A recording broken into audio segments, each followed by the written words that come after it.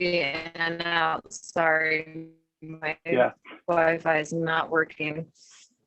You may want to turn your video off and just we'll just work with your audio. That might help. Hopefully I'll stay connected. I tried that on my iPad too, and nothing wasn't working. So I switched to cellular. We'll see.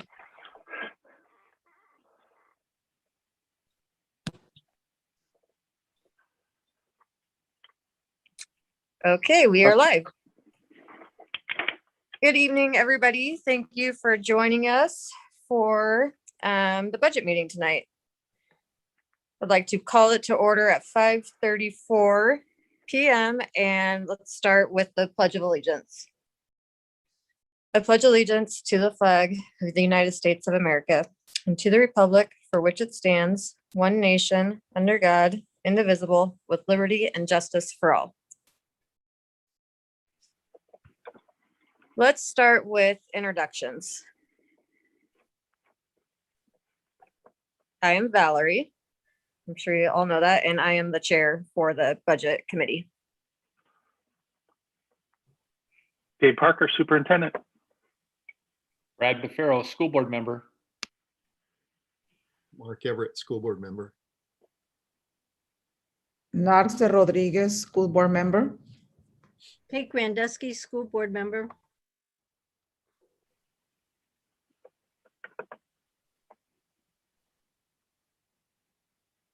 Eileen Clute, business manager. John O'Neill, assistant superintendent.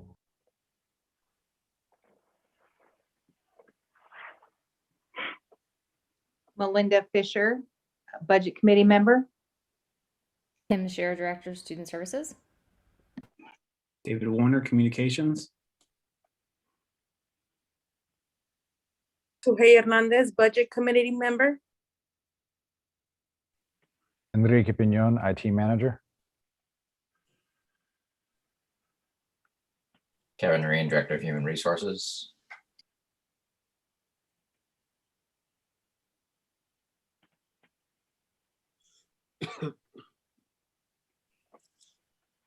All right, if that is everybody, we'll go ahead and get started. Can I have a motion to approve tonight's agenda? I move we approve tonight's agenda as written. Second. Second. Okay, all in favor? Yes. Aye. Yes. Aye. Aye. Yes. Aye. Okay, thanks. Now may I please have a motion to approve the minutes from the March 8th, 2021 meeting?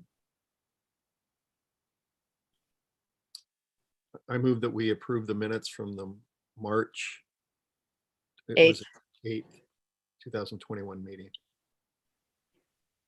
Second. All in favor? Yes. Aye. I don't think we have to do roll call vote. Okay.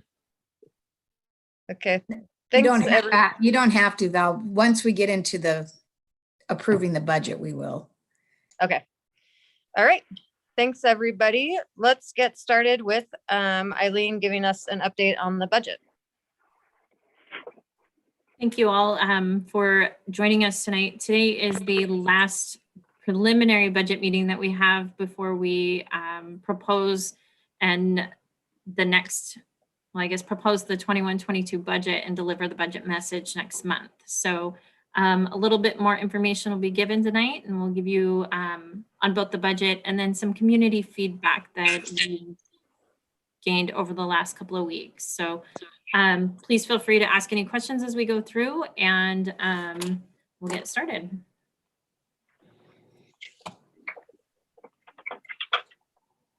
Okay.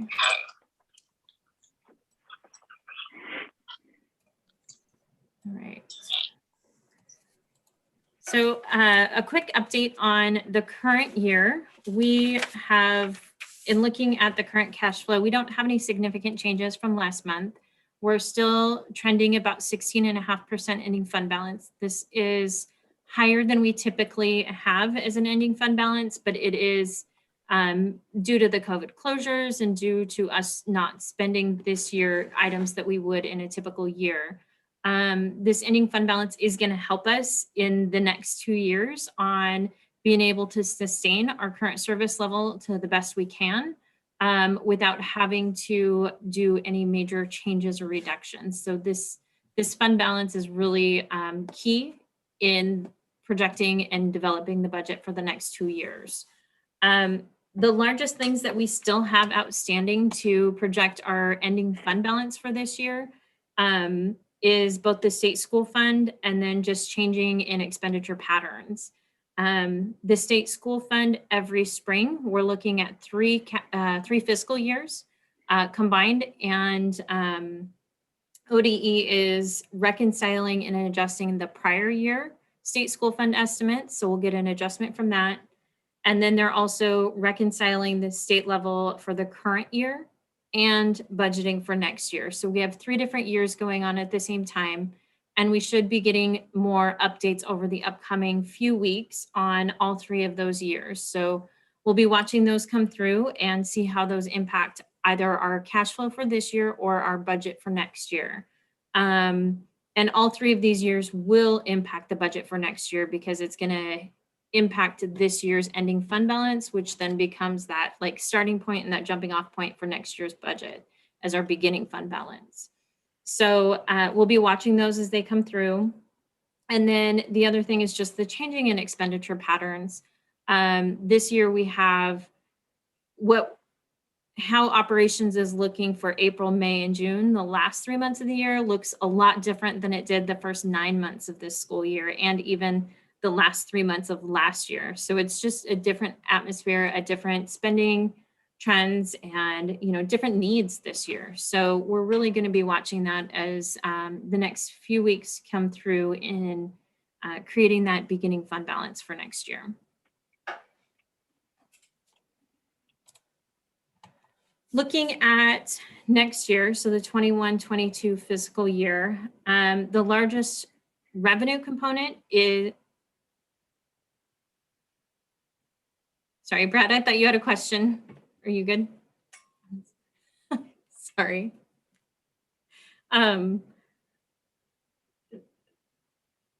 Okay, so the largest revenue component for our general fund, which is our operating fund, is that state school fund. The Oregon co-chairs, the legislative committee released their budget framework a couple of weeks ago for the 21-23 biennium. They allocated $9.1 billion to the state school fund, which is consistent and in line with what the governor recommended back in December. It is inadequate funding for most all school districts in the state. We need between $9.3 and a $9.6 billion state school fund to maintain our current service level as districts. And for us as Forest Grove School District, the $9.3 billion is current service level for us, but that's because we are utilizing the savings from this current year. So that's 16% ending fund balance from this year is going to help support us over the next 2 years in maintaining that current service level without significant reductions. And then a little bit about going into the budget season. We are hearing from partners in the state that they will approve a budget or potentially approve a budget greater than the $9.1 billion state school fund. It's not going to be a $9.6 billion state school fund like we all would really hope and really need. But we are hearing that they're going to come up off of that 9.1. So us as Forest Grove, we're looking at budgeting a $9.3 billion state school fund. It's higher than the co-chairs, but also at the same time, looking and identifying what that is for us at a 9.1 and kind of placing a hold on some select hires or attrition and using grant funds to help support that gap. So not quite implementing new things yet until we know what that state school fund level is going to be.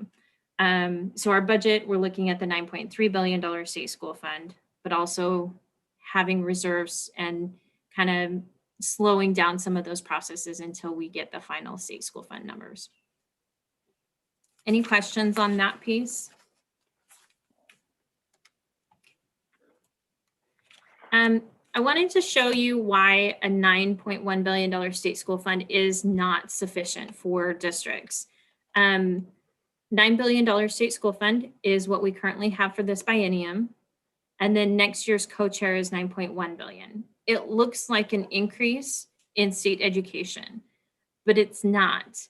The way the state allocates the funds is a 49-51 split. So they give you 49% year one of the biennium and 51% the second year. And if we look at the 51% for the second year of our current biennium, as compared to the 49% for the next biennium, it is actually a reduction by 2.85%. So just looking at year over year on what we would get from the state school fund with no other enrollment changes or anything else contributing to that, that's already starting out at a loss for our state revenue. So that's why that $9.3 billion is essential. Questions on that? Because when Eileen showed this to me today, this in particular stood out for me, that the current 9.1 is actually less money next year than we have this year, not counting COLAs, not counting anything. They're supplying less money next year with that 9.1. Do we know why, Dave? That's just when you split it 51-49 and you've got a 9.1, that's just how it rolls out. Eileen could talk a little bit about the OASBO goes through and calculates what the current service level is for districts.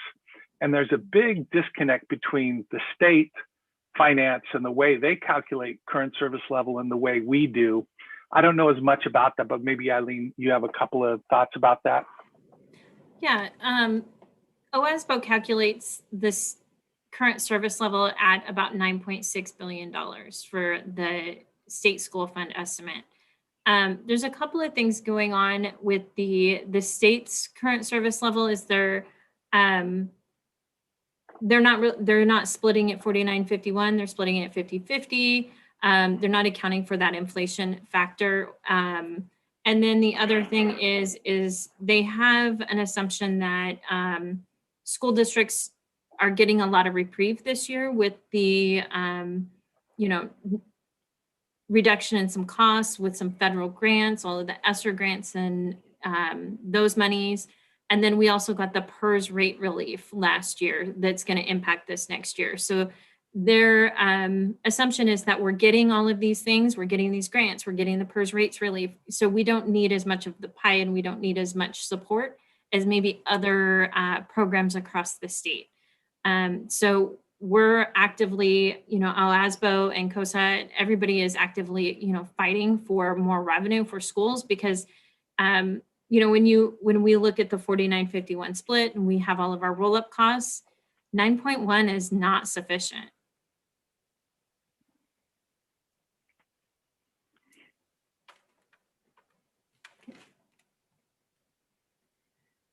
Okay.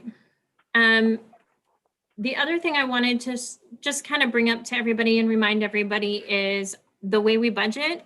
As we go into the next budget meeting that we have, we'll propose a budget and we budget kind of two different ways. We have our staffing budget, which has all of our FTE in it, the stipends, the sub and temp time, so all of the payroll related costs.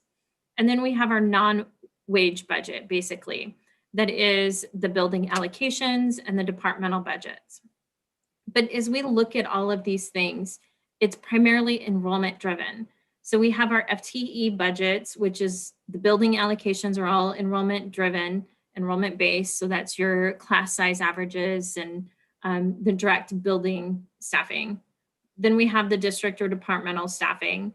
A lot of the departmental staffing could be enrollment driven. So that's, our SPED, ELD, all of those additional supports that's really driven by the students in the building. The stipends and sub and temp time is a direct relation to those staffing allocations.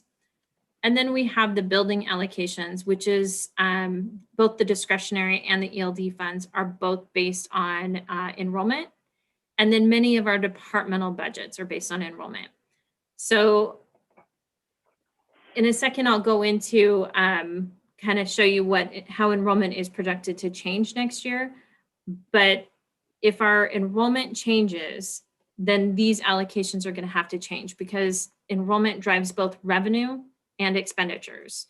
Our enrollment goes up, our state school fund goes up, but also our staffing needs are going to go up. And the same is going to happen with, if enrollment goes down, then we're going to have some offsets that impact that. So I wanted to show you kind of some history of enrollment trends across our district by grade level. We have two major things happening this next year. We have both the COVID loss of enrollment and we have the attrition of some really high class sizes exiting that we're also going to see next year. And so one thing I wanted to point out is over here on the 12th grade, you can see like 17, 18, we had 508 12th graders, 479 12th graders, 473 12th graders. But at the same time, we have these high exiting classes. We have these low incoming classes. So we have 432 compared to 508, and then 479 versus 416, and so forth. So we have some really large exiting high school classes and some smaller incoming, kinder, first, second grade classes.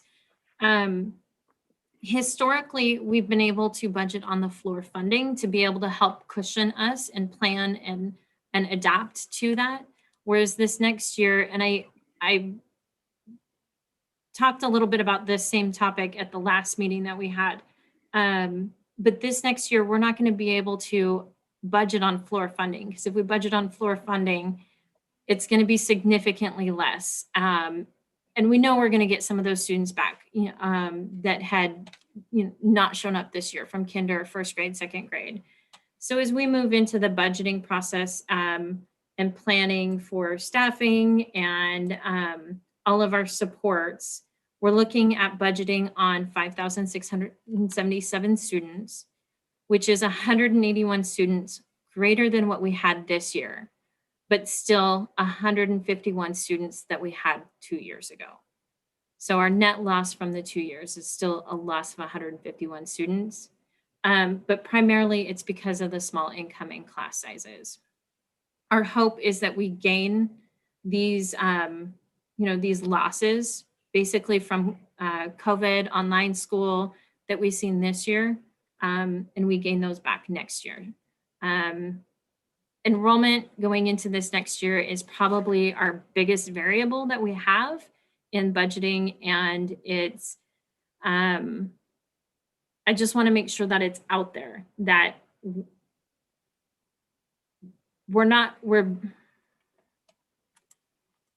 there's risk with it. We could not get the enrollment when it comes September, and we could have to make some adjustments, but we're trying to budget conservatively. So we're trying to budget not as conservatively as we would normally to try to balance out changes. So we don't want to make significant changes in the fall, but we know there's the potential that we could have to make some adjustments depending on what happens with enrollment.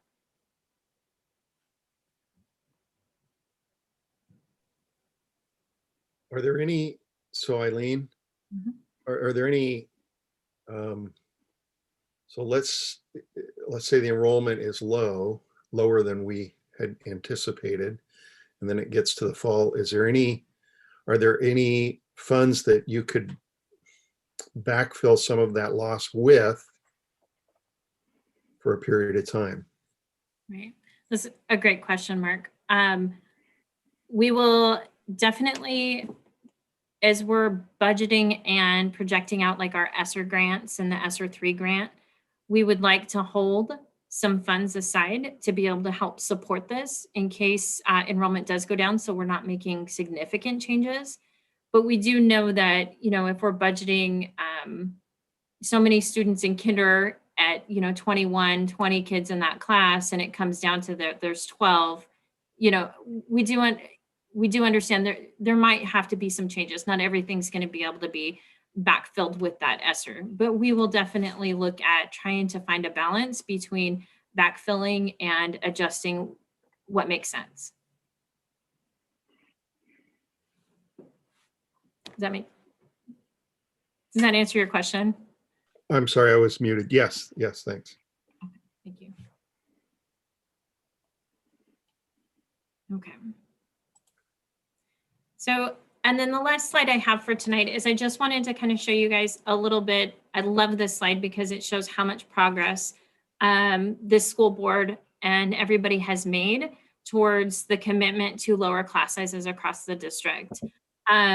Looking at, 5-6 years ago, you can see the secondary, the high school level went from 38.9 to 1 down to 32 to 1. NAMS 33.5 to 1 down to 30 to 1. Tom McCall, or 5th, 6th grade, averaged a 33.8 to 1, and now they're at 29 to 1. And then elementary has gone, they actually peaked in 2017 to 29 to 1, and now they're down to 24.5 to 1. And these are what we budget, so this isn't actual. This year we've ended up trending considerably less than this because of the enrollment loss, and we didn't make any adjustments, but this is what we budgeted for this year. So you can kind of see what our budget has been and what our target is moving into the budgeting process this year, and how much progress has been made over the last several years. So it's a great testament to everybody's commitment to lower class size.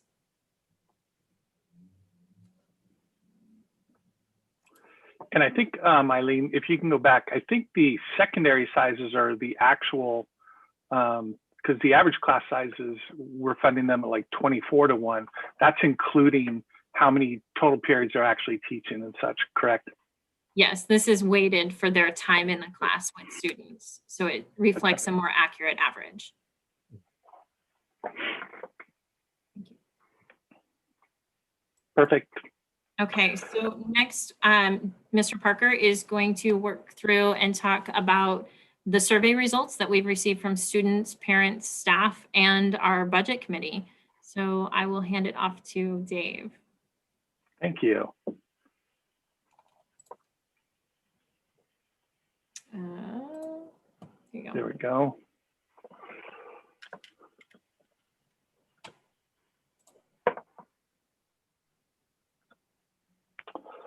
So about a week and a half ago, and this weekend, we pushed out thought exchanges to various groups of folks in the district.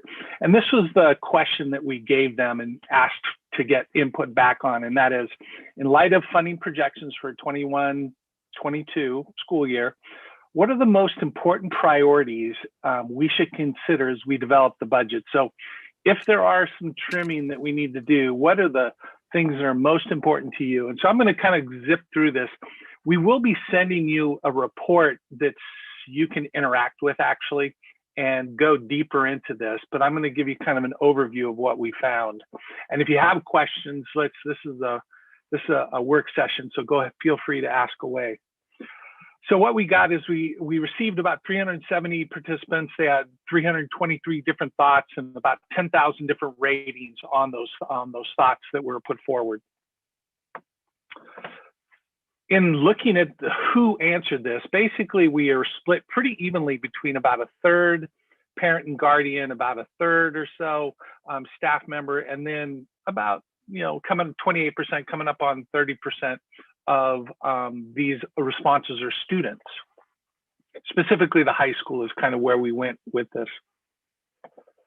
If you're looking at where the students were attending, it's again split pretty evenly between elementary and secondary, and then the students and the staff members don't have students there, so they chose that does not apply for them.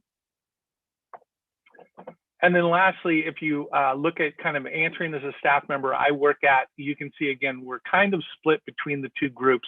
We had about 120 some odd staff members reply to this, and so they're pretty equally split between the two levels.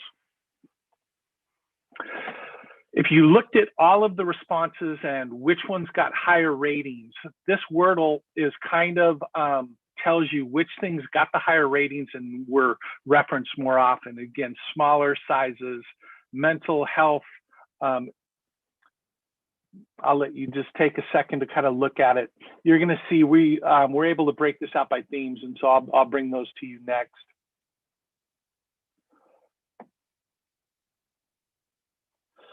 So in pulling all of these responses together, the things that were the top rated elements were over on the left-hand side here.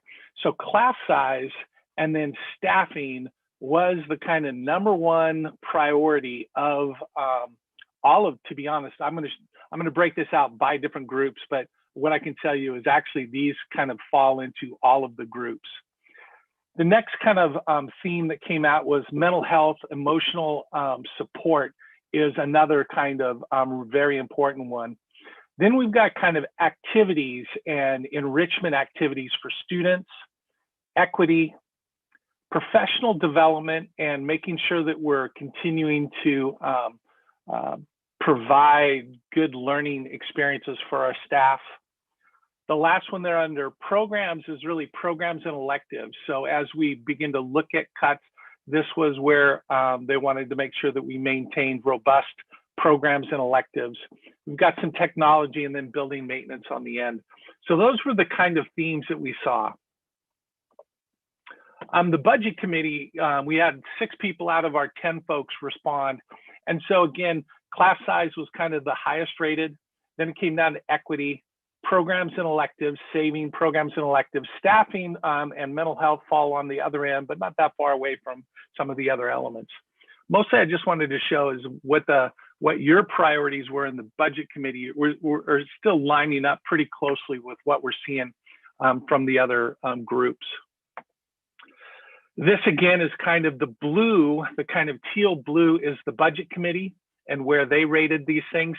And then you can see the green is kind of the larger parents, community, and students. Class size again was the highest rated piece. There's some subtle differences I'm going to show you with another graph coming up here, which is students definitely had some different thoughts about what they wanted to make sure were maintained. So this is called a heat index. And what it does is it basically rates each of the themes by kind of how they were rated here. And so the closer to 5 they are, the darker kind of brown you get. And then you move down towards the yellow when you have a lower rated. And again, for parents and community, their heat indexes were basically class size, mental health, staffing, and by staffing, I'm going to show you what some of these are, but most of the time it was maintain the staff in the classroom, keep our teachers. That was kind of the sentiments that were coming out there. And then activities, enrichment, and then equity. So this was kind of the heat index for parents in the community. This was staff members. Again, class size, staffing, maintaining, oops, did I just, yep. Maintaining the folks in our buildings, mental health, professional development, activities, activities and enrichment, and then equity. And then for our students, activities, maintaining the richness of their experience, activities and electives rated right at the top, keeping their staff. Mental health was something that was rated very high for them, as they want to make sure that we're paying attention to that. And then lining them all up together, this kind of shows where each of the different groups were. And we kind of tried to just prioritize these the way looking at it. But basically maintaining or lowering class size was one of the highest priorities that all 4 groups had. Staffing kind of came in again as a higher, maintaining the folks. Mental health was the number 3 based on all of them. And then we had kind of maintaining activities and enrichment, and then programs and electives. Trying not to, I think, well, we'll see some coming up here. Questions kind of on what you're seeing as a the priorities that that are emerging from this right now. Dave, how did we ask the question about staffing? Like what it means. You're muted. Are we talking teachers only or all staff in the building? Or because in my mind, staffing means lower class size. So those two kind of go hand in hand. Yeah. But was there a specific question? No, it was, I'll bring it up in a second. Two things. One is for all of you, we're going to get you a report that will allow you to actually hover over some of these elements and you can start to see exactly what they said. So we'll give you the ability to dig into this. But in the short run, here's kind of, let me see here. The three main pieces, class size, staffing, and mental health, were kind of the highest averages. And then here's some of the key thoughts. Maintain reasonable class sizes. Keep our teachers' class size. It's essential to maintain or move towards smaller class sizes. Maintaining reasonable class size. It's essential to maintain, oh, I already read that. Staffing. Here's some thoughts that were put out in the staffing. Keep our teachers. The #1 influence on students in all research is quality teachers. Keep our staff. Staff at FGSD are so spectacular, and maintaining our current amazing employees should be our first priority. Special education. Our special education staff do amazing work and should not be underfunded or understaffed. And so there's a whole bunch of these, Brad, that you'll be able to actually, any of the board budget committee, you'll be able to go in and kind of see exactly what they're said. We tried to grab some that are representative. All right, thank you, Dave. Mental health, maintaining school counselors. Prior to the pandemic, students and families were struggling with mental health. It's important to have trained people support their needs. Mental health and physical safety of our students. COVID has taken a huge toll on our students. Mental health is vital for our kids. So those are some of the kind of the different thoughts coming out of mental health. So this one is, we can also look at some of the groups and where they had differences and where there's some common. So on the A side over here, you have a set of folks who said one thing, but they were basically exactly opposite of the other group on the right-hand side, the side B. So like the side A folks here said, safety. I want my children to feel comfortable returning to school with the proper COVID protocols.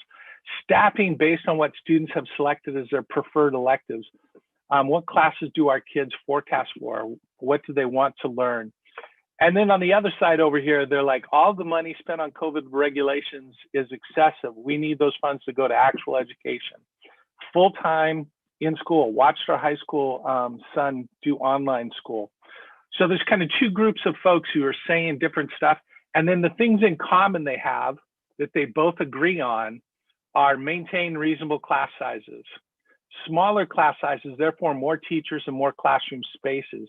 Having too many students limits the amount of support that each of them gets, which hurts them in the long run. So another kind of view of our data here. So now just a little bit of time for us. It'd be a little better if we were in person because we could actually do some elbow partners here and kind of talk this through. But kind of the questions that I have in presenting this data is, first, do you have any questions or do you want me to go back to any of these areas to take a look at first?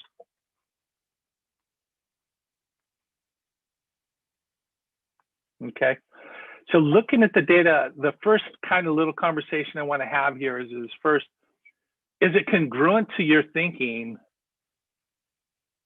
And what surprised you? Is there something in the data that you didn't expect to see?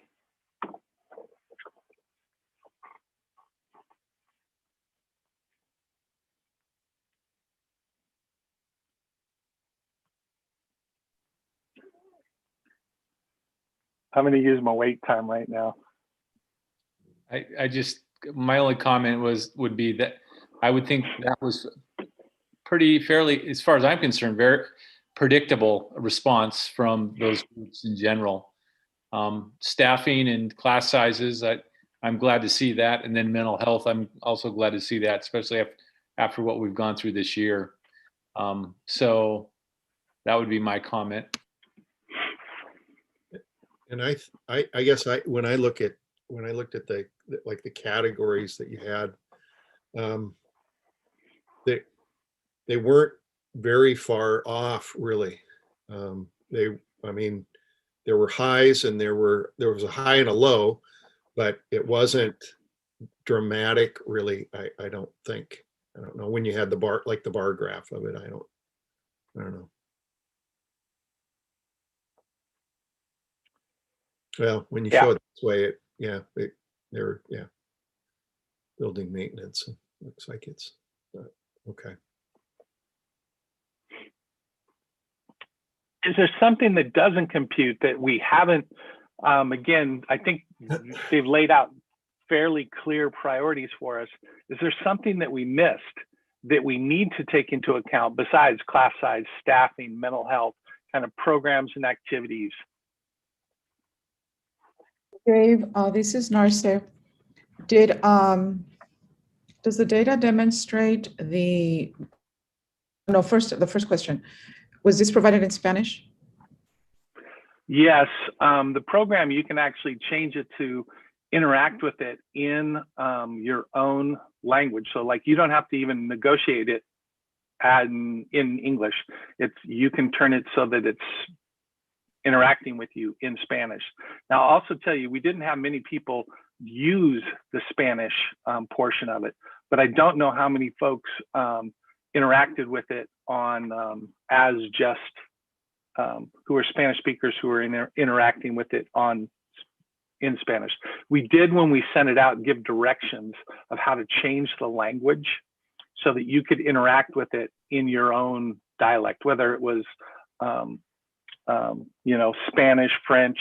There's 138 different language that you could basically flip a switch and it would interact with you in that language. Dave, what is other? There's, under where they say both, it's pretty high. So give me an example of a couple things under other. Let's take a look at it real quick. Give me just a second to navigate to it. Kate, I think on that slide, it said I'm answering as a parent of elementary or secondary. So if you weren't a parent and you were a staff member, then you would be considered an other person. Isn't that? Or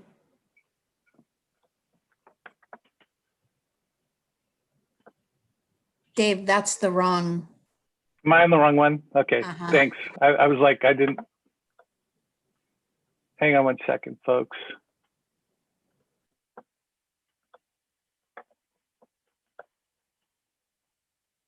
Go. It's that one. Yep. Yes. And then if you go to the tiles. Yep. And then click on other. It'll bring up, there you go. Let's focus on state mandated testing, paying educators, they deserve it. Adequate teacher and staff compensation. Cut out the unnecessary expenses such as travel and conferences for non-teaching staff. Just so people know, we haven't spent any money on conferences and travel for a while. So free breakfast and access to free lunches. I think once we're back in person doing a lot of hands-on learning would be great. So that's what the other category is. And Kathy, can you just explain briefly, when they get the report, they'll be directed to a page like this. Yes, where exactly. You can click on the tiles and then actually go through and look at, just like this, and see the different the different thoughts that folks put forth. So you'll have that ability to interact with this. Yeah, and I've included every thought in there, so you'll be able to, everybody that submitted a thought, it'll be in there in one of those categories. And you'll have this exact screen in the report that you can click on and read all those. And it'll show you how many stars it was scored, how many people scored it, that kind of thing. Thank you. I was wondering if it was referring to class, specific classes, or I wasn't sure what other meant. So thank you. In the programs, Kate, and electives, they do call out specific, keep the biking house or that kind of stuff. So that's where we put those in. Those went into the programs and electives type things. Thank you. And then the last question is just that kind of, is there something missing? It feels like a pretty comprehensive look at what people are expecting, but we just want to capture if there's something missing.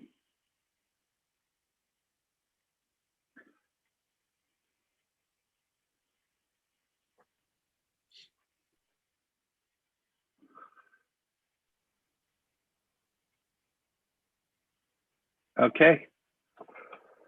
So next steps, I think, is where we're probably at. So Eileen, do you want to run them through what we're thinking for the next meeting? So the next meeting in May will be the delivery of the budget message from Mr. Parker, and then more information on what's in the budget. We will present the budget document to everybody. Hopefully I'll be able to get that out to everybody ahead of the meeting so that you guys have the PDF version, and then we'll have physical copies here in the district office for anybody that wants to grab one. But we'll go over specifics on what the framework of the budget was and differences, and some more information on what is specifically included in that budget document. So that first meeting will be primarily just the delivery of the message. It'll be opportunity for any questions or comments. We will hold public comment at that meeting. And then there's 2 additional meetings scheduled after that. One is optional for further information or discussions on the budget document before it's approved by the budget committee. So you guys know what to expect in the upcoming couple meetings. Yeah, I think the only thing that we'd ask is if there's questions you guys have, just email them to us if it's not during the meeting so that we can make sure that we're providing that information at the following meeting. We have a couple of minutes to gather that so we make sure they're efficient as possible.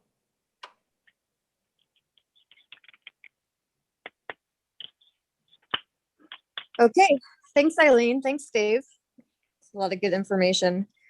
Does anybody have any questions or comments for them right now? I'm seeing no's. Okay, like Eileen said, if you do, please reach out and email them. Do you guys all agree that those are our priorities too, that you saw from the survey? That was an agenda item. Yes, Melinda's a yes. Yes, yes.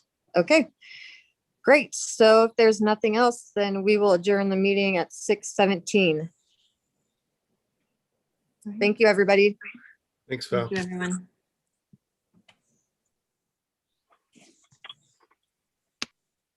So Kathy, I think we're going to leave it. We're going to leave it recording, and then we're just going to put a note up, and then we'll return. So everyone should mute, and we'll see everybody again at 6:30. Yes, thank you. Okay, thank you.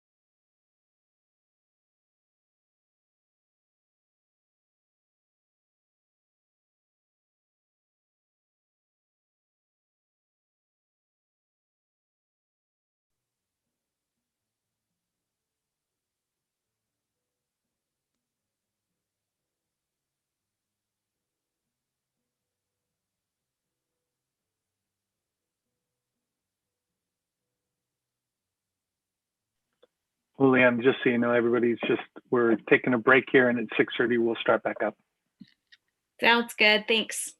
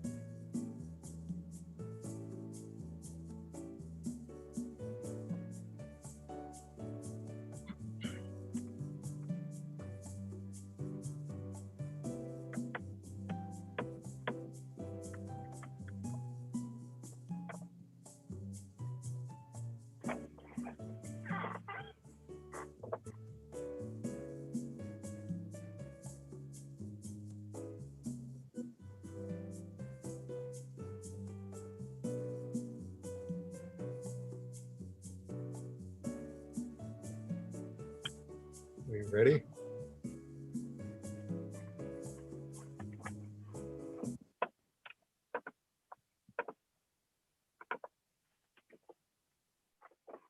I think we're good, Mark. Okay, all right. The April 12, 2021 Forest Grove School District Board of Directors meeting is called to order at 6:30 p.m. We'll do a roll call of board members present. I'm Mark Everett present, Kate Grandusky, Present. Brad Bafaro, Yes. Narce Rodriguez, Present. Valerie Ingram, Present. and Miley Vernon. Present. Okay, thanks.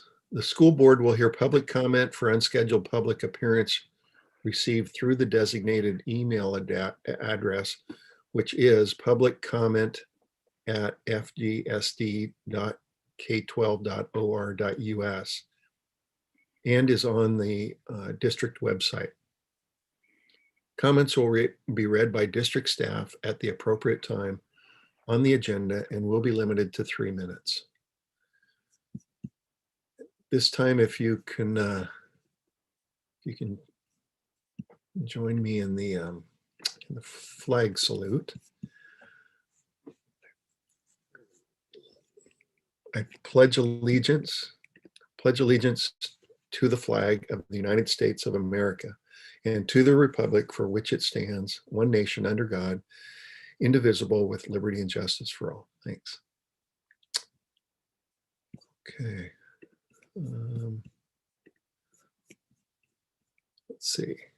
The next item is the approval of tonight's agenda. Is there a motion to approve tonight's agenda? I move that we approve tonight's agenda. I'll Okay. second Kate's. How about that? Okay, it's been moved and seconded. So we're doing a roll call vote on this. So I'm a yes. Kate, Yes. Val, Yes. Narce, Yes. and Brad. Yes. Okay, thanks.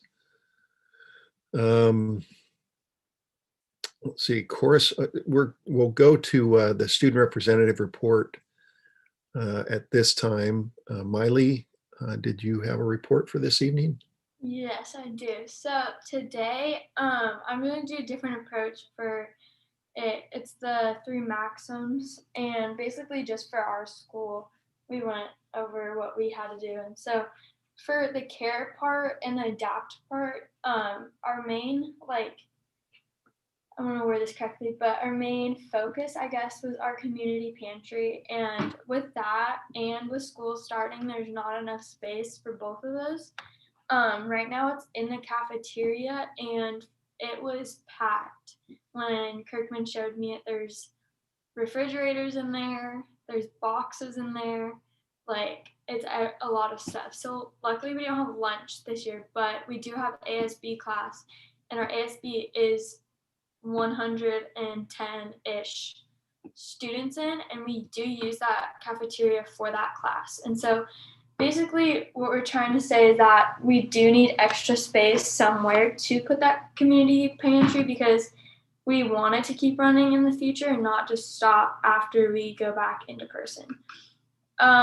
With the community pantry right now, we're really understaffed, and they're underfunded too, because all of these people who are giving in their time are doing it out of their hearts, and a lot of them, it's after school and after activities for all of them, and they're all putting in this time, which is really appreciated for all of us.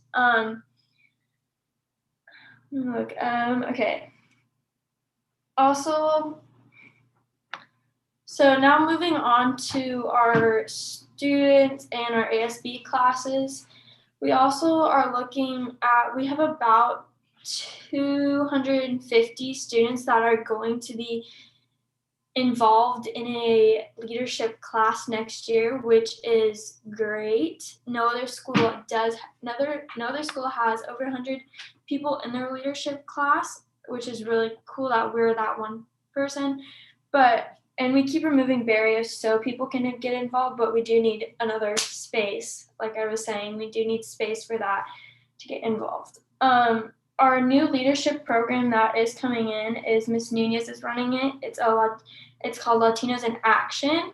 It's open for everyone, and it's just getting the opportunity to help out our community and getting the opportunity to become leaders and have people that you can look up to that look like you. They do have one qualification you have to have. You do have to do one extracurricular activity, and the main focus of that group is to target underserviced and overlooked communities. And then for our goals for next year, our leadership classes, ASB and Renaissance have talked about this, is wanting to do more in our community, and that's going to be our goal for next year. Also, one thing, and I'm not really 100% sure about what exactly it is, but Kirkman wanted me to tell you that we are going to be doing an ASB accounting manual, and we just wanted to let you know about that. And I think we will take it up with the board sometime. So that's all I have today. Thanks, Smiley. Did you happen to say what you guys were going to do about where your class was meeting and the food pantry? Did I miss that? We right now, not really, because we also have like a lot of different committees, and so we're trying to figure out, can kids go in a classroom or do we have to use a cafeteria or something? So I don't think that's 100% figured out, but I will look into that for the next 2 days. You don't have to let me know. I was just curious if you guys had figured it out, because I know there's a lot of you and there's a lot of food, and that would be really hard to move all that stuff. Are there PE classes going on at that time? I'm guessing all the gyms are used, so you guys couldn't go in there. I would think so, yeah. So maybe the auditorium. An idea. Okay, thanks, Smiley.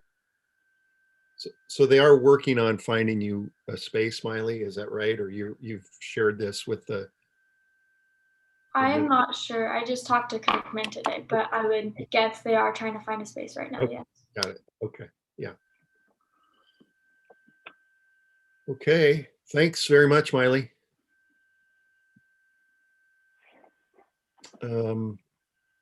Okay.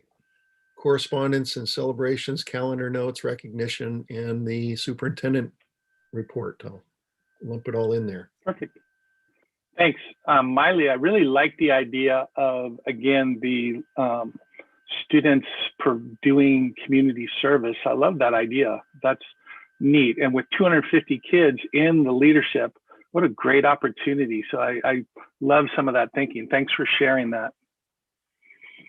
I'm going to talk more about kind of the return to school stuff in my updates. I'll leave that for that, but had a couple of things I wanted to just touch base on. First, I wanted to kind of congratulate us, Eileen, the business department, the Standard & Poor and their committee that kind of goes through and sets the bond ratings have met, and they have affirmed the district's A+ rating, which is, again, the work that this board's done in kind of fiscal management and increasing ending fund balances and some of the things that you've done, all at the same time that you've been taking down class size.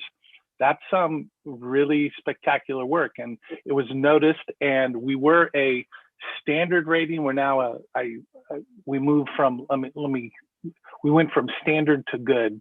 So as expected, this is good news. The committee was very impressed with the district's well-managed finances and Eileen's thorough answers on the FMA questions that led them to upgrade the FMA score from standard to good.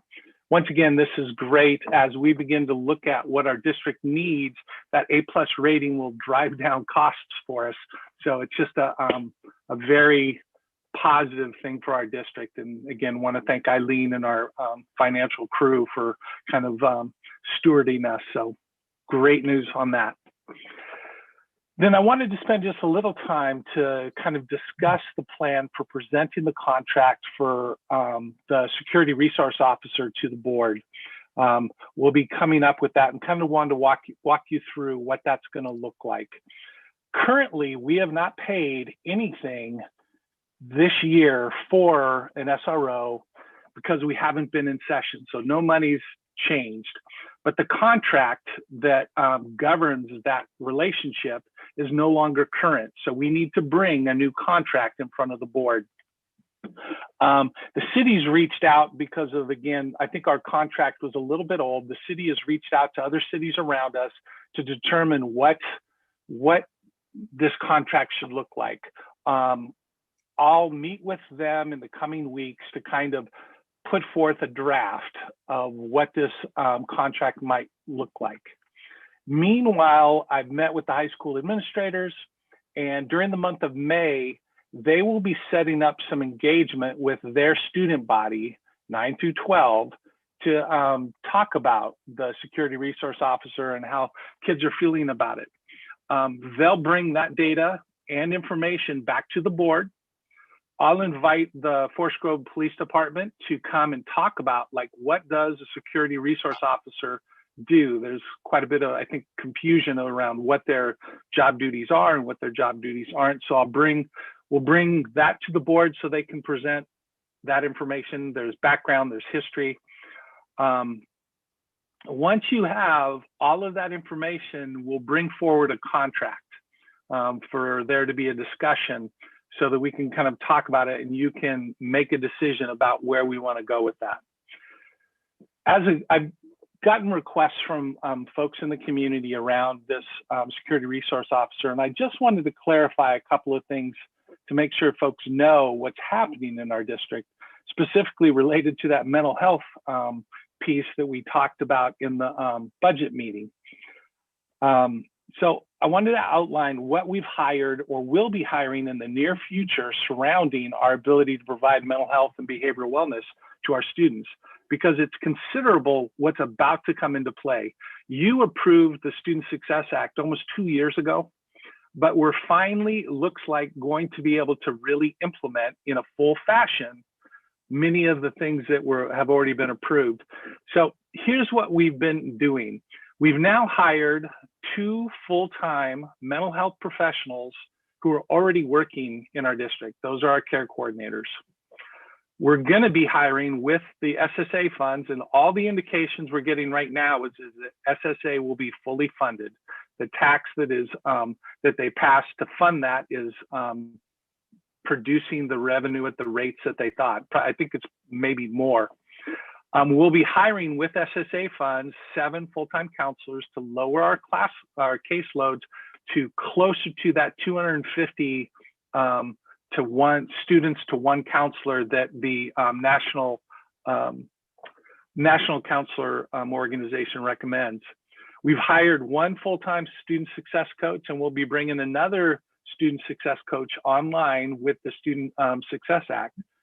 We've hired 12.75 FTE of classified support, and it's meant these were the folks that we are putting into place who will be doing some supervision. They'll be trained in de-escalation techniques.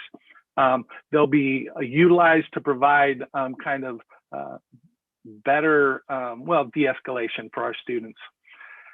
A round figure for the investments that we're making in this behavioral and mental health wellness framework, it's upwards of almost $2 million of staff coming into place. So I just wanted to make sure that folks know that we have the behavioral and mental health and wellness framework is about to come to fruition for us. And we've been working on it for a long time, but that part of this is already in play. And so with that, that's kind of my plan. I would maybe just, if there's any questions about that plan of how we would bring this information to the board, I can take that right now. Dr. Parker, this is Narce. I know you talked about looking at the draft and that the high school students will be engaged in a conversation. And then there will be some data. What kind of data are we talking about? Mostly it'll be similar to what you saw today, I think. My thought would be to push out a thought exchange and have kids, all kids, so we can understand what all students are thinking about this subject matter and then be able to present that thought exchange back to you. Will the data involve anything with the current SROs, whether it's even before COVID, because, they haven't a different year this year, but do we have data about, who it is that they're working with? What are the particular themes that might be seen? Mm-hmm. And also, just so you all know, I'm representing the Forest Grove School District at CPAC with the city, with Henry, with the city chief. Is it chief? Yeah, with the city chief. Yeah. police. And this has also come up in that particular community policing committee, which is part of the city council. So that's something that's being talked about there. And so Dave will hear more about the particular contract and then the particular, I'm interested in things like the data, who are they working with? And from what I hear from CPAC, there's been very little training that the police in town have received in regards to equity, diversity, and inclusion. And I believe that includes the SRO as well. So I've also been just approached by several parents and community members about the situation. It's a hot topic throughout the nation. It's a hot topic in Oregon. Yep. Yeah, let me look and see what we can find on that. Hey, Dave. Yep.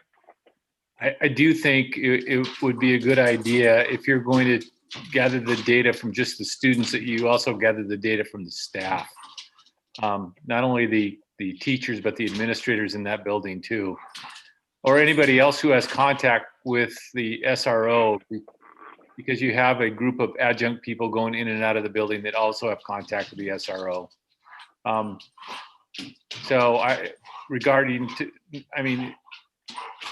Just thinking about what Narcy was just talking about, I think that might be good data to bring in so you can kind of get an idea what they're thinking too. Okay. I would agree with that. I don't know if parents could have input on this. As a previous parent, I had a difficult time, so I'm just letting everybody know I have some biases here with, hearing from SROs, boys will be boys. That's what they do. And it's like, no, that's called sexism. So I'm being biased. I'm being transparent. Sure. So Dave, the timeline on that is, did I hear you say that probably early May there, or can you just? Yeah. The plan would be to run the engagement at the school. Okay. During the month of May. Okay. They'll be back April 19th. That gives them a couple weeks to kind of get into school, and then we would run the engagement in the month of May. And then I would think to provide the presentation near the end of May. And then that gives you some time to, we'll bring the contract for a first reading, and that gives us some time in between the first reading and whatever we end up with. There's time to adjust or whatever we need to do there. Mm-hmm. Okay. And that would be in June, would be my guess. Yeah. Dave, is it one SRO that we will have, or will we have two at the high school? There is a single SRO at the high school. And is that person bilingual? Not currently. That would be a concern for me. Mm-hmm.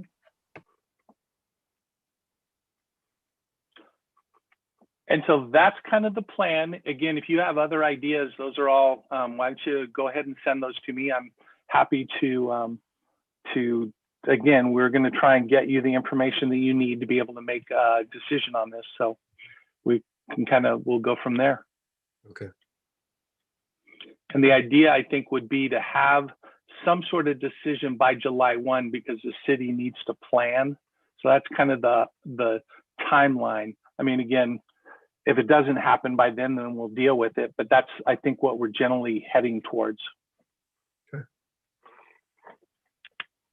Okay. All right. And that's it for comments.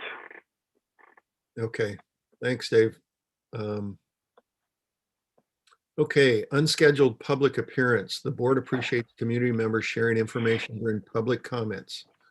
Public comments should be submitted through the designated email address and will be read by district staff. Public comments will be limited to 3 minutes, as is the protocol during in-person board meetings. Public criticism or complaints about school district personnel are not allowed at this time. Are there any comments that have been received? Yes, we have one. Okay. I'll go ahead and read that. Hello, FGSD Board. I am writing to provide public comment regarding the school resource officer for Forest Grove School District. I believe that FGSD should end its contract with Forest Grove Police Department to have an officer stationed at the schools during the school year. We have investigated this, and in 2021 school year, FGSD budgeted $84,000 to pay for 50% of the cost of an officer to be the school resource officer. While I do think having an officer trained in dealing with juvenile issues is important, I also believe the district could and should use those funds to develop a position for a trained mental health worker. This person should be responsible for the interface between students and law enforcement and should be an advocate for students' rights and privacy. There are many situations where law enforcement needs to be involved, but students need an advocate, and as a parent, I know for a fact many times at the high school, the SRO is involved with students and no parent is contacted. Students are often intimidated into situations that a parent would not be okay with. All of these issues are compounded when a student is BIPOC or has a disability. Students need an advocate, and parents that may not speak English as a first language need to know there is someone at the school who is protecting their child's rights and best interests. Thank you, Hope Kramer.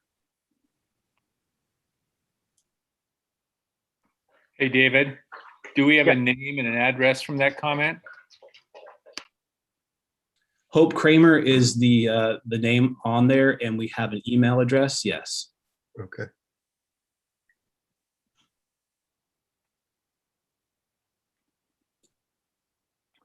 So I will touch base with Hope and just make sure she knows. I mean, I kind of just went through the process, but we've been talking about how to move forward with this. So I will touch base with her and just make sure she knows what our process looks like. Okay. That would be good, I think. Thanks, Dave. Okay, on to the consent agenda. The consent agenda is made up of routine, non-controversial items to be voted on under one motion. Are there any items within the consent items a board member or the superintendent wishes to discuss separately? Okay, hearing none, we'll do a roll call vote. Oops, I'm sorry. I always get ahead of myself here. Is there a motion? I'll move that we adopt the consent agenda, Mark. Okay. I'll second. Okay. We'll do a roll call vote. So let's see, Narce, Yes. Valerie, Yes. Brad, Yes. I'm a yes, and Kate. Yes. Okay, thank you. One presentation this evening, and Mr. Parker alluded to that a little earlier. So it's transition back to school. So Mr. Parker. Perfect. Let me share my screen again.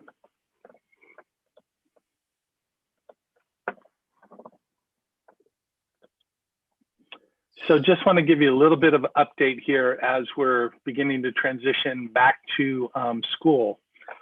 First, as I do most weeks, I want to just quickly talk about where we're headed with COVID.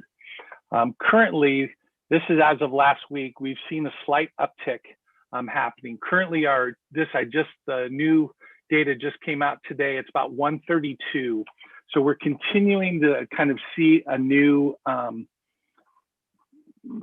surge. I don't, maybe that's the wrong word, but we are seeing an increase in Washington County. So as we begin to move forward, we're going to have to continue to watch our health guidelines and things that we put into place for the school district. Update on elementary schools. I went through and kind of got some quotes from principals on kind of how their week has gone. This first one I love, quote from, it was Friday. So quote from a kinder at Cornelius. When asked how he was feeling on the first day of school, the kindergartner said, "This is a dream. This is a dream come true." Again, just nice. What a great way to be feeling about being back in school. Harvey Clark, the first week of hybrid went fabulous. It was great to have kids in the building and extra staff are making the process that much better. We're learning how to use the technology to create the best simulcast experience. And I know we'll get there. Seeing the kids running to the doors to get into school makes all the hard work worthwhile. I think that's one of the challenges that we're seeing is just technology department and business department got the equipment to our schools, and it arrived just in time. But there is some challenge just learning how to now manage the different screens and the different pieces of technology. So that is one of the challenges that they're still working on. Fern Hill, it was great to have students back. It seemed to lift everyone's spirit. Seeing every staff member do their part to create an environment for students to be successful and cared for was inspiring. We also had some challenges to ensure that students arrived home safely. Other than that, all's good. Echo Shaw, it was a great week. The students were amazing. They were well behaved, ready to be at school, happy, following the new systems. We were incredibly impressed.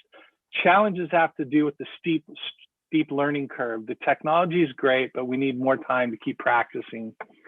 Joe Gale was kind of similar. The first week was exceptional. It was so wonderful to see our students back in person. Although it was difficult to see their smiles with their masks, we could see the smile in their eyes. The staff here have planned and executed the plan so well that very few adjustments needed to be made in days 2, 3, and 4. I'd say it's probably smoother than any first week of school we've had in its 25 years. We are dealing with, as we have kids back in school and as we have our staff back in school, we have been seeing more COVID cases coming into the schools. We've not yet seen kind of transmission inside the school as much, but it is, I just need to make sure everybody's aware that that's gonna happen. We're watching it kick up in our county, so we will have folks and we'll continue to work with our masking and our ventilation and keep people as safe as possible. But I just wanted to make sure we are seeing some quarantines happen.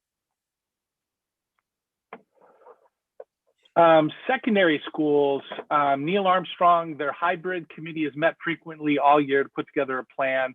On the 7th, they presented out. I'll send you this. I linked in their videos if you just wanted to get a look at and see kind of what was presented to parents and stuff. Parent meetings there.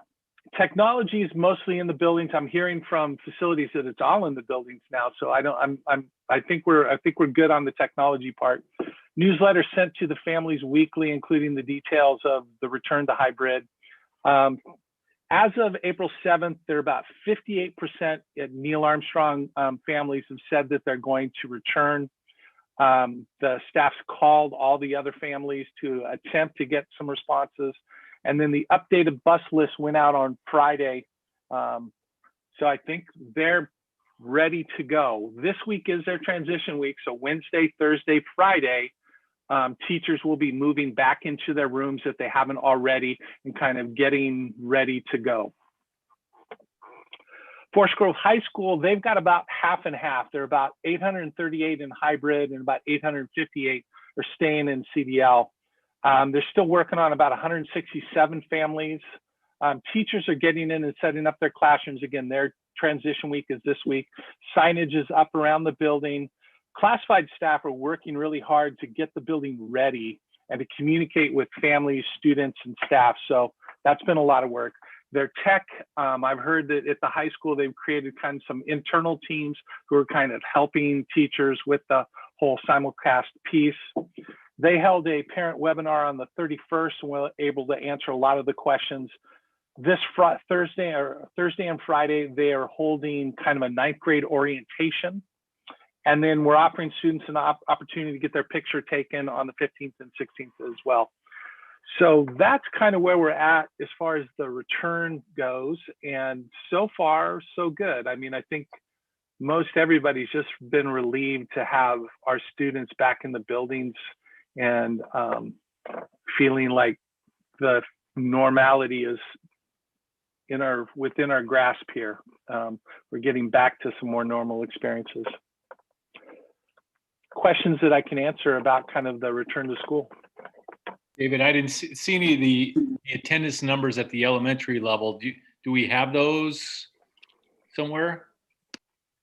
I'm going to have to push them back out to you. I didn't check on those, so let me get those and I'll send them out to the board in an email tomorrow. Great, thank you. I just have a quick comment. I love the quote from the elementary student. It's like a dream. So great to be back. That's awesome. Yeah. Also, a shout out to the high school. I went to their webinar on March 31st and it was presented really well with a lot of great information. So just want to give them a shout out. The only other thing I would say about the hybrid is some things I'm hearing is from people who aren't going back or not sending their students back, or the students are actually the ones making the choice not to go back, which I just want to throw this out there really quick. As a child, I never had a choice about going to school, but just saying. But they're saying, why should we go back if it's going to be the exact same thing in CDL as it is in the classroom? And so I think there might be some misinformation that it's not going to be the same thing. So I just wanted to put that out there, that if we can keep promoting that it's not the same thing, that it will be different, and get more of these kids back in the classroom, that'd be great. Okay, thank you. Thanks, Mark. Okay, thank you. So we have two action items this evening. The first one is 2020-2021 school calendar adjustment.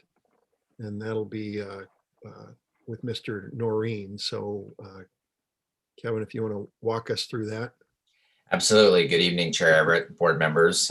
So this is the calendar that keeps evolving as things keep changing, and we appreciate the board's flexibility as we bring more of these to your attention.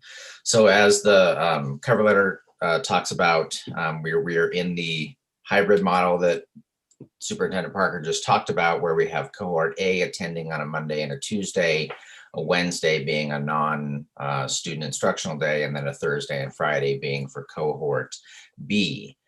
So under the current calendar, our last day has always been on a Wednesday, June 16th. So with the new hybrid schedule, right, that kind of posed a question for us. So we talked it over at a cabinet level and with the admin team. And so in light of that, it was felt that it would be important for that last week of school to have both cohort A and cohort B be able to attend school that last week of school, if that makes sense. With that Wednesday then staying as that kind of non-instructional day. So the proposal and what's before you tonight then would be exactly that. We would have proposed that Monday, June 14th, be the last day of school for our students in cohort A. And then Tuesday, June 15th would be the last day of school for students in cohort B. And then the 16th then would, again, under the contract, it's still a half day work day for staff on that, but the buildings and everyone felt like that would be a good day also that you could coordinate just bringing in the rest of the technology, having parents and things drop those devices off on that Wednesday if we weren't able to get those taken care of on the Monday and the Tuesday. So that's really the only change that we're bringing. And then if the board adopts or approves this adjustment, then we would work immediately on getting communication out to everyone so that everyone knew what the expectation was for that last week. And we have taken this to the admin team, taken it to all the different levels, and all the principals have told us that this would work for them in terms of that last week of school and having that last contact with students right before we break for summer.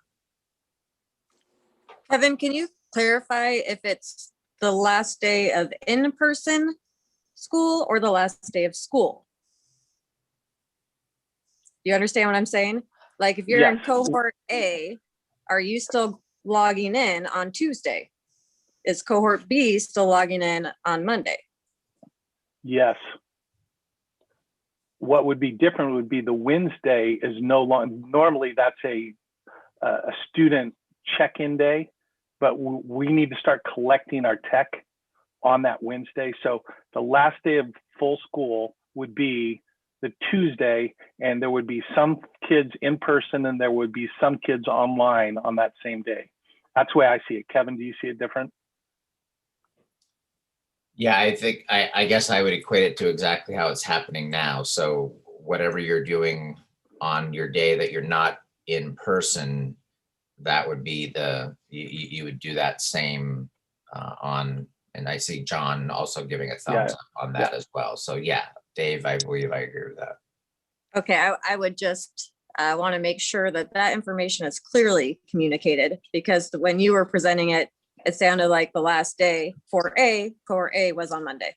Yeah. So. Gotcha. Yeah, thank you for that clarification. We'll make sure in the communication that people understand that it's not that the students don't participate in school on the off day. It's just that that's the day that you're in person.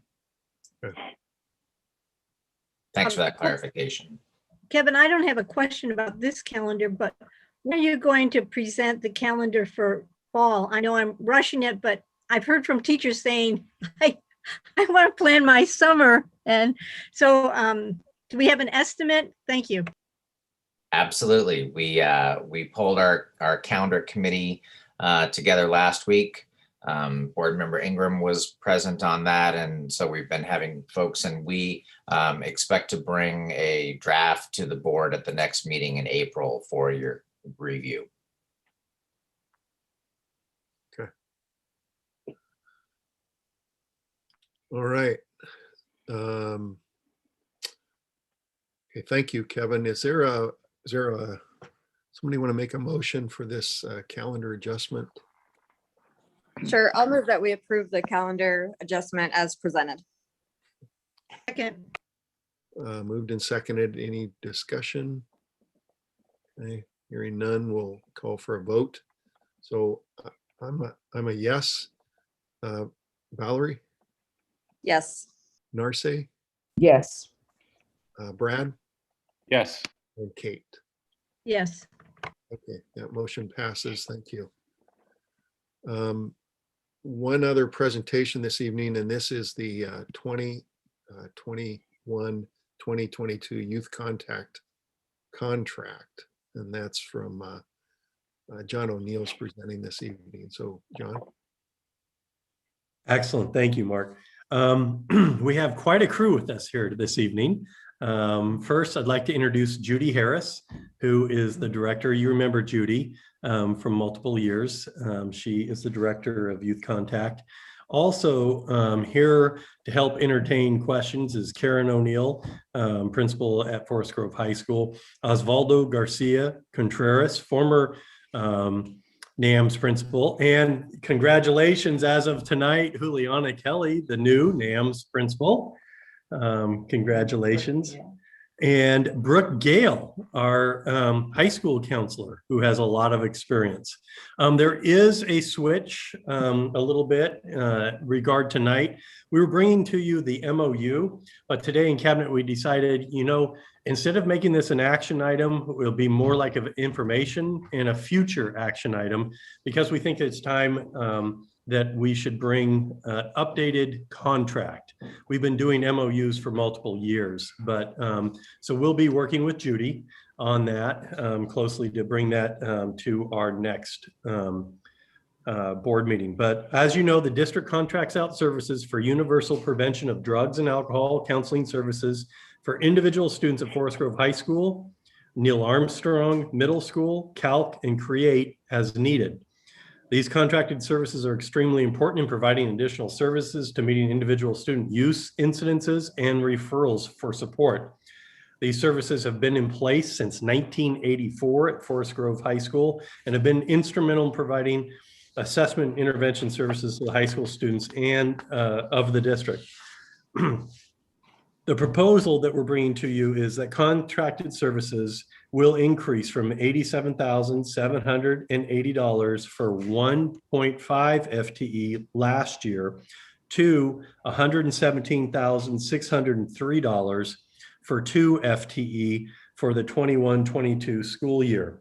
The challenge is that youth contact, and Judy can go ahead and explain here in just a moment, they were not able to secure during the pandemic the additional grant support that helped pay last year and the prior year for the other 0.5 for that position. So again, the first half of the school year data is included for your review this evening.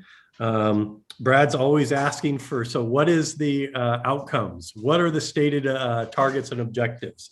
So that's attached, and there's 4 primary goals for the youth contact, and that's prevent alcohol and other drug use at Forest Grove High School by providing universal prevention strategies. Goal B is to prevent alcohol and other drug use by providing school information and referral and resource coordination to schools served. And let's see, goal C, provide selective prevention strategies aimed at increasing school connectedness and strengthening assets to targeted groups of high school students.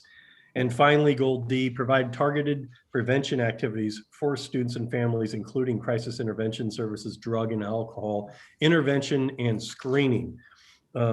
Kim Shearer, Director of Student Services, who oversees counseling services, is also available to comment on how these services are unique and multiple aspects of these services cannot be performed currently by our counseling staff.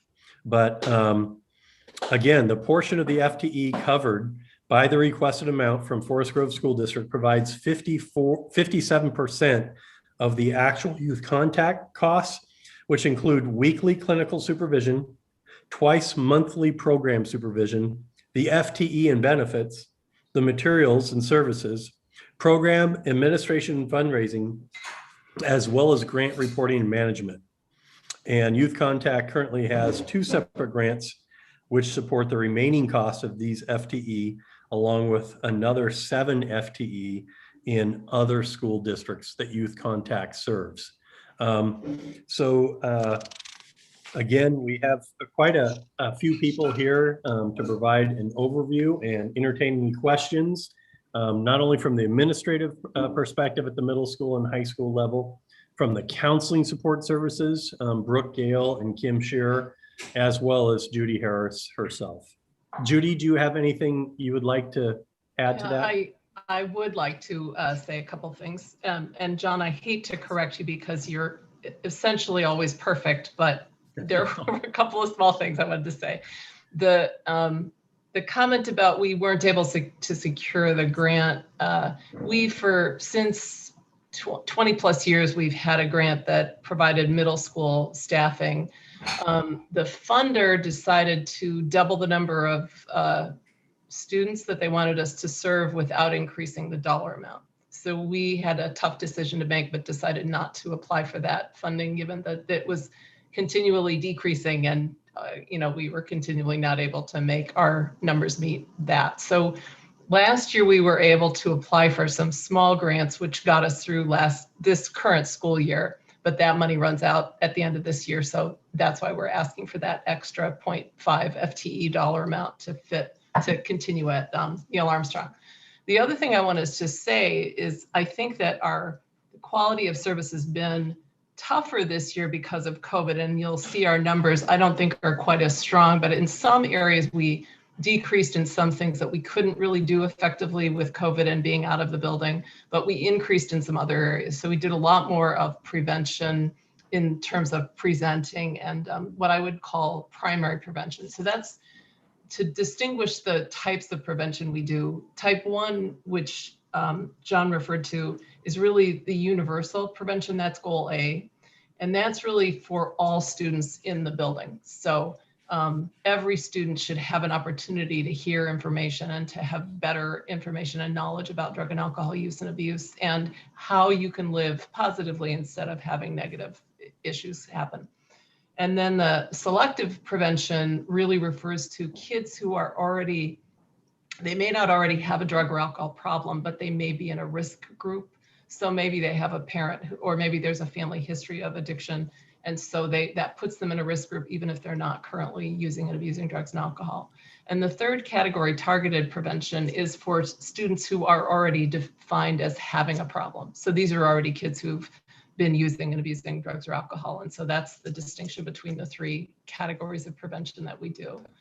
And I think part of what refers to the quality of what we do is that the Forest Grove District has continued to hire our people, including Brooke, who started with Youth Contact, and Kendra Quiroz, who's also wonderful in the middle. I think she's in the elementary schools working.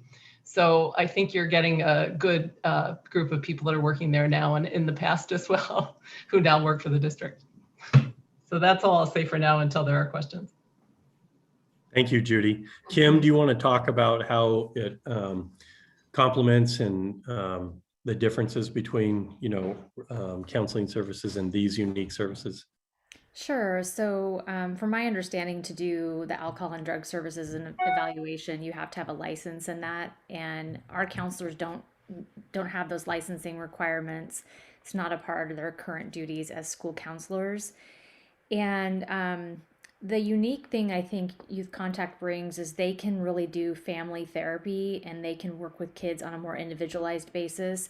Whereas our counselors, they don't have licenses in therapy per se, so they're not going to do the in-depth type of therapy. Our counselors serve a really important role, don't get me wrong, but some of those specific services, they don't have the correct licensure and nor the time, frankly, to do that work. And the family counseling is a really unique component because it sets some boundaries to have an outside agency be doing family counseling, whereas our own employees don't need to involve themselves in that work and they can stay, more subjective or more objective. So that's been something that's really brought a lot of value to our district. We have close relationships with the Youth Contact folks, and so it helps us really not have that disconnect with families. We've also been able to get, I believe there's one bilingual person right now, so we've had a lot of success, with folks that are really meet the needs of our student population. Awesome, thank you, Kim. And Brooke, do you mind just giving a brief perspective, because you used to serve in Youth Contact role, but you work closely with them now in your capacity as, the counselor at the high school. Yeah, and I just want to clarify, some of us are licensed to do the services that Youth Contact does, but in our role as school counselor, it's just not appropriate. It's those counselors come in and they're doing longer sessions. They can meet with a family for an hour, weekly, whatever is needed. One of the things we really appreciate is like the school-based Youth Contact counselors do not require insurance. So it removes barriers for some of our families who are needing drug and alcohol treatment for their kids or needing that family therapy and don't have insurance. Also, I feel like it's crucial right now, just because the wait time to get into outside therapy is so huge, and the Youth Contact kind of fills that gap. They may see a family doing a drug and alcohol assessment, and then they're helping make a referral to a therapist if they're not going to continue seeing them, and they do that brief therapy while getting those families connected. So we see it as crucial. Like, we work very closely with them. They do a peer mentor group for some of our at-risk middle school kiddos coming up into the high school, and they connect them with mentors, and it's a really awesome program. They are, help us run other groups that as needed, just based on the needs of our population. And so, yeah, they're amazing and crucial, and we really, really want to keep them. Thank you, Brooke. Also, as everyone knows, we're not really sure. You can see that just the first semester, They have served 150 unduplicated students in Forest Grove for this school year, being virtually engaged with students. But we're not sure what the need is going to be as students return to in-person. So many times as a former site administrator, it's individual student behaviors that occur on site or on a Saturday party or other events that the school gets wind of that we provide these services, not only to the student, but also to the family. And again, prevention and refusal skills. So any questions from the board? Can I make one more comment? Please. Sorry. Yeah, one thing I was just hearing, when we're talking about like the big topic in the nation right now is the school resource officer. And so when families have a kid that is caught at school using drug and alcohol or at a party or something like that, this is a service that we provide rather than like the resource officer and kind of getting that law enforcement side can be really scary for the family. So we are then providing these wraparound kind of support services of having a counselor that's meeting with the family, talking about options, talking about therapy, and that's kind of a restorative justice type thing. They do this drug and alcohol assessment rather than kind of some of the other legal stuff that goes along with it. So I think it's a really positive support for families, trauma informed and really helpful to them. Perfect. Thank you, Brooke. Questions from the board? Yeah, John, Yes. Hey, Kim, I just have a question about the way the data was collected. Does the data collection align with what you're doing with the rest of the counseling staff? Or is this, so what I'm looking at is it's the number of hours provided in services. And this was from the first quarter, right? Around the objectives that have been outlined. I mean, is it the same way you collect the data with the rest of your group? And may I answer that one? Sure. So, Brad, there are outcomes that are actual outcomes at the end of each set of goals. If you look further on the form, but these come from the big grants that mostly support all the programs across the region. And we just use those to track what we're doing because those are the reports we have to send into the county.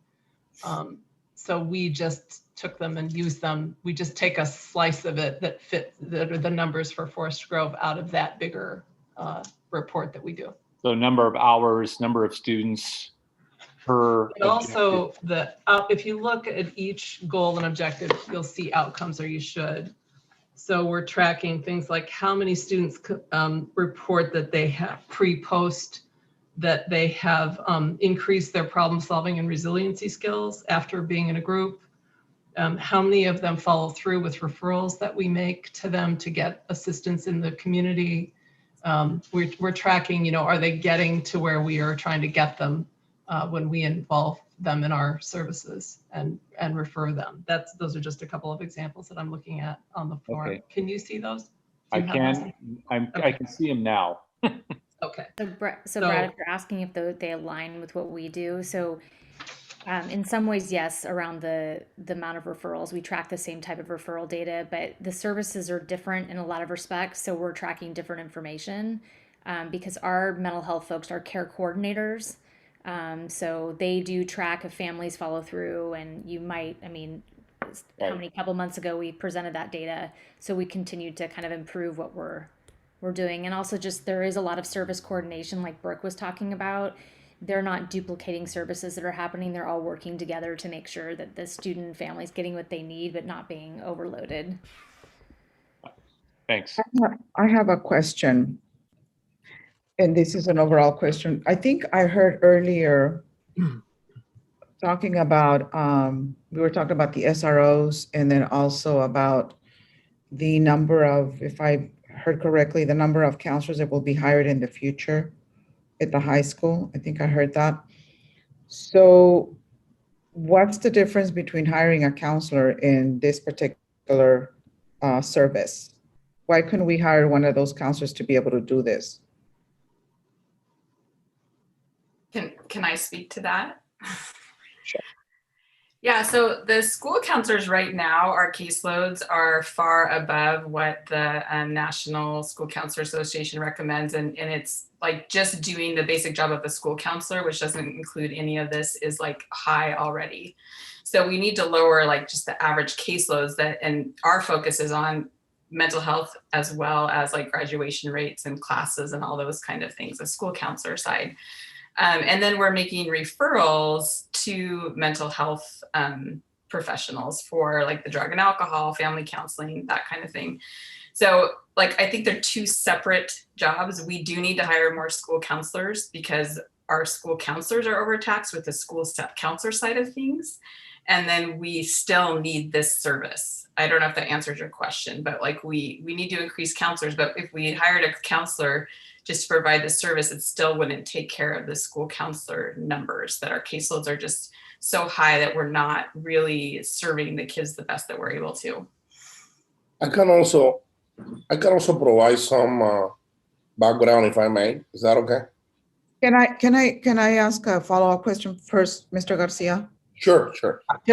So is it fair to say that, and this is not just a Forest Grove, so our counselors at the high school are really more like academic advisors, or are they really doing mental health? And is the mental challenges with our students changed so drastically on us as the society that we're dealing with a systems issue of many years ago of K through 12 hiring counselors when they're not addressed? And I understand the ratios. I mean, it's crazy, but I'm just an observation about that. So is it really counselors or is it advisors? So basically a school counselor is doing both. So we are, I guess you could kind of say we're triage. We have a student that comes in and we're kind of assessing their needs. So some students we do brief therapy with, we do weekly check-ins. Those are students that maybe they're dealing with anxiety or just need some psychoeducation like coping skills. We are sometimes doing very brief family therapy, like, meeting with them and like assessing their needs and finding out what they need. But because of caseload times and because of some of the other aspects of the job, then we need to decide, does this student just need some weekly check-ins or does this student need further therapy? And then we're making a decision on what kind of therapy that would be. And like the process would be a student comes in and is in crisis. And so we're handling that immediate crisis. We're doing suicide assessments. We are doing,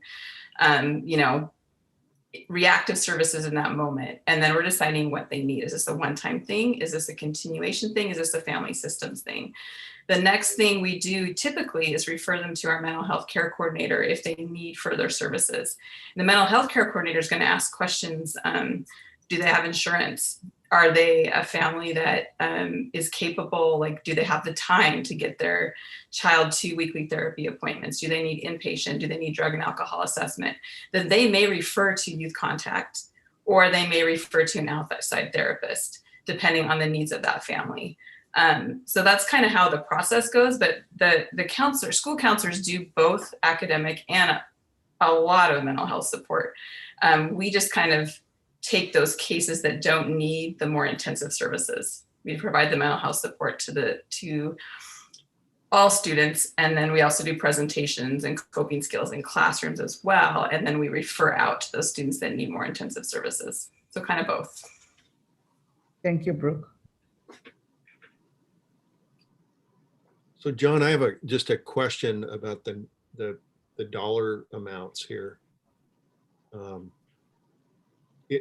I'm trying to understand, John, is the 57% that you mentioned in your description, is that equal the 117,000? Is that right? Am I looking at that right? Because you mentioned the 57%. I don't know what number that goes with. I think that's the overall cost that our district provides. The actual cost for the personnel and all these services is far greater, right, but supplemented by outside grants. If we look at a 0.5 FTE counselor, you're looking at $63,000 for a 0.5 licensed staff member. However, youth contact, that expense is $29,823. So it is a bargain and has been for multiple years, ever since I was at the high school, because this you can make the dollars stretch a lot further and support the counseling services at the schools that are already intact. So I know that if you do a halftime, you're probably picking up all the benefits at halftime, right?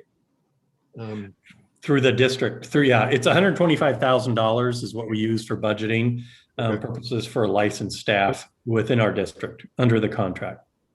So the 57% that you mentioned here, is that the $117,000 number? Is that 57% is 100 equals the 117,000? Is that what you're saying? Yes, and I'm looking at Judy for confirmation. I'm nodding. Yes. So, I don't have the numbers in front of me, but it costs us approximately somewhere between 90 and 100,000 per FTE. So I calculated it and gave that percentage to John when I had them in front of me. And so for us, the other dollars are coming from the other grants that we get to support the programs. Okay, what was the percentage last year then? It looks like you had 1.5% or 1.5 FTE. Do you have that percentage? We had 2 FTE, but 1.5 was paid for by a grant that was discontinued. We chose to not reapply for it. So now it's 2 FTE. We went after other money this year to cover that 0.5. We got it for this year, but we couldn't find another resource to pay for that extra 0.5. So we asked the district to cover it. So that's that increase this year, is that 0.5. So last year we paid $87,780 for 1.5 FTE. Yeah. This year we're paying $117,603 for 2 FTE. You got it. That's correct. Okay. But last year we actually had 2.0 FTE. That's so right. It's not really a change in service for us. It's a change in expense just because of the grants have changed. That's right. And then the person who's currently serving at the middle school is bilingual, bicultural. She's split between the middle school and the high school, and she is bilingual, bicultural. So we had 2 FTE last year? Correct. Yeah. So it really should say 2 FTE then, for 87,780 then, right? If that's what we had. But we only paid for 1.5 because the other 0.5 was paid for by youth contact grants that they had gotten. That's right, $87,780 for 1.5, and the other 0.5 was paid for by a grant from Youth Contact, Mark. Okay. Yeah, a grant from the county that was separate from the other grants that are currently supporting the 1.5. So last year we were paying. Okay, that makes sense. Okay. Now, mind you, I'm still, and I talked to John about this a few days ago, we still haven't solidified those grants. We have one of our larger grants that pays for the existing 1.5, the previous 1.5, that has already told us how much they'll give us for this year, which is fine, it's enough.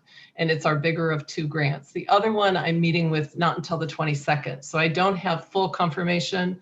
I talked to the grant coordinator today to say, do you have a little more of a feel for where this is? And he said that he talked to the state, and the state is likely to, they said everything will stay the same, but the county is intending to do a 0.3% increase, which could cause them to be short across the board, and they haven't figured out what they'll do if that's the case. So it could be that they give us a small reduction. I just don't know. And I don't know how we'll respond depending on what they end up doing, but I don't know the answer yet. Okay. I was also asked by the other funder, the one that is covering the bigger chunk of all these FTE, and they wanted my budget numbers and details by the 31st of March. So I asked them for a delay, and they granted me a delay until this week. So I'm just letting you know. Okay, so basically we're picking up the 29.8 for the other half that a grant picked up last year then. Is that the right way to say A it? grant picked up since for the last 20 years, Okay, so that's gone away and now we're picking that up. Okay, theoretically, yes. okay. And then John, did you say that, do you want us to approve this? It's a.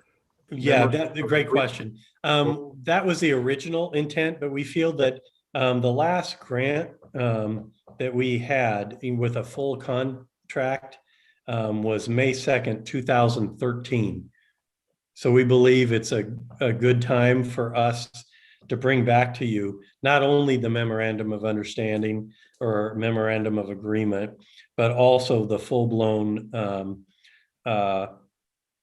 contract in which the goals, objectives, activities, outcomes, that sort of thing are included in one large document. So I informed Judy earlier today, and so that will be Judy and my task along with Eileen Clute to bring a full contract to you. And then what has happened since that 2013 is just a memorandum of agreement extending those activities, but we think it's time. Dave, did I say that correct? Yeah, I mean, I think what you've heard from the folks who are in the organization is we value this service. We do want to put together a contract that it's complex, right? Even we this morning, as we were talking it through, the change is a little complex. So we just want to bring you a clean contract on it. It's not going to say anything different than what we've already presented to you, which is we want to move forward with 2.0 with youth contact. We'll work the money part of it. I mean, our budget season's coming up, but we still think it's valuable. But we just want to bring you a clean contract, and we'll do that in the next board meeting. Okay, so no action on this evening then? Yeah, I'd have you just table it. Okay. Can I make one comment? As part of that contract, can we make sure the deliverables are in that contract? You know, the financials are pretty clear right now, I think, but just making sure that we're real clear about what the expectations are in writing. I've seen those MOUs come through over the years, and yeah, I agree. It is time probably to include more detail. Yeah, and the 2013 absolutely does that, Brad. It's just 8 years ago. Time to update. Okay. This is Narce. Mr. Garcia had a question. I interrupted him, so I apologize for that. I don't know if he's still on board. I don't see him. He might have dropped off. I feel bad now. I will touch base with him tomorrow and just make sure we know what he was going to add. Okay, we'll table this then tonight and pick it up again at either probably our next meeting, I guess, yeah. or maybe the meeting after, but okay, thanks. Thank Okay, you all. go ahead. I was just going to say thank you, and I will sign off if you don't need me anymore. Okay, thanks Judy, and thank you, Brooke. Yeah, thank you. Thank you. So under the future action items, I guess, we've got the inter-district transfer process timeline and slots. That's, I guess Mr. Parker's going to speak to this.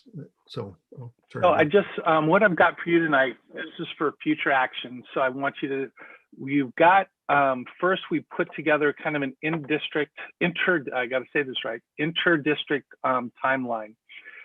We believe this timeline works for us. There's normally it seems like other districts and us are collaborating more, but like Hillsboro's already published theirs and it ends earlier. We kind of put this together this year because we think it works best for us. So I'm going to leave this timeline for you to take a look at. I don't really have everybody we put it in front of so far is fine with kind of where we're at with the timeline. And then also included is a sheet I'm going to share with you.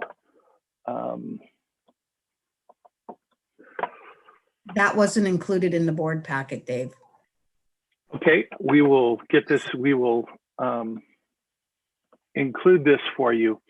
So we went through and worked with our schools to, again, enrollment's a big issue for us this year. And it's one of the things that we're very focused on is we'll be going out to connect with our parents who have left our district, working with each individual one to make sure that we know, make sure they know what we're going to be offering. We've got a lot of marketing going on to make sure that folks know what's going to be happening in the fall. But we talked with each of the elementary school principals to talk about what they felt they had open. Each of our grade levels at each school, some of them have larger class sizes and bubbles, and others have lower. So they tried to kind of put in some numbers on what they would be suggesting we open up by grade level, by school. And so we've included, we will include this spreadsheet with you for you to take a look at. We've got, you'll see all of the elementaries there, and depending upon, Fern Hill has more slots open. They have a lower population in that school. Tom McCall is 14 at the 5th and 12 at the 6th grade. Neil Armstrong has a couple of slots open. And then you'll see the high school here is recommending, and this is something we do most years, although I don't think I've seen 50 before, but again, the pulling in students in the 9th grade from the different private schools that are leaving that stop at 8th grade. And so we do get lots of kids coming in at the 9th grade level. Again, at the older grade levels, they're recommending 0 because of, again, that does not tend to be very workable for us when a senior comes in low in credits, and then we're not able to help them as much. So you'll see bigger numbers with lower grades there. And then the other thing that we need to talk about is how many slots you want to open. So let me share one more screen with you.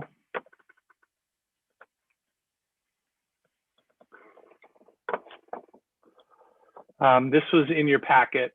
So this was there, but kind of walks through the how many slots do you want to open to leave the school district. This is outside of hardship, but just how many slots do you want to open and where do we want to go with that? And with that, I mean, the next time around, we'll need to have a discussion and kind of make some decisions around what we want to open at what grade levels and what schools, and then how many students do we want to allow to leave the school district. Questions around kind of inter-district transfers. There's a timeline. There's a sheet that we'll share with you on the individuals, and then the total number leaving. Dave, what is the typical number that we have allowed leaving the district in the past? I'm going to have Kathy. I think I know this answer, but I might as well have Kathy kind of report out what it's been the last couple of years. So the last couple of years, 20 is pretty much what you've done. I think one year, about 3 years ago, you let none leave. Right, that's what I was thinking, that Yeah. it's been pretty much the same, 20, yeah. 20's been, and we get a few more sometimes, right around that, I guess, but it just gives an opportunity for students that don't necessarily wouldn't qualify for a hardship, but they want to go to a school that provides a program like that we don't have. I mean, we get kids that come to the high school because we have more AP classes. That we might get a student that wants to go to Hill High because they have the IB program, which we don't offer. So that just kind of gives an opportunity to students that wouldn't qualify under what the law allows as a hardship. So have all those kids left every year? Have we had 20 leave each year? Yeah, okay. Okay, so that's, And I put some information from last year, just kind of a summary in your Friday memo. So if you want to go back and look at that, I kind of summarized how many left last year, how many came in, how many hardship requests we had. okay, thanks so much. Yep. Hey, Kathy, do you remember if when we put 0 down 3 years ago, did we Mhm. have more hardships that year?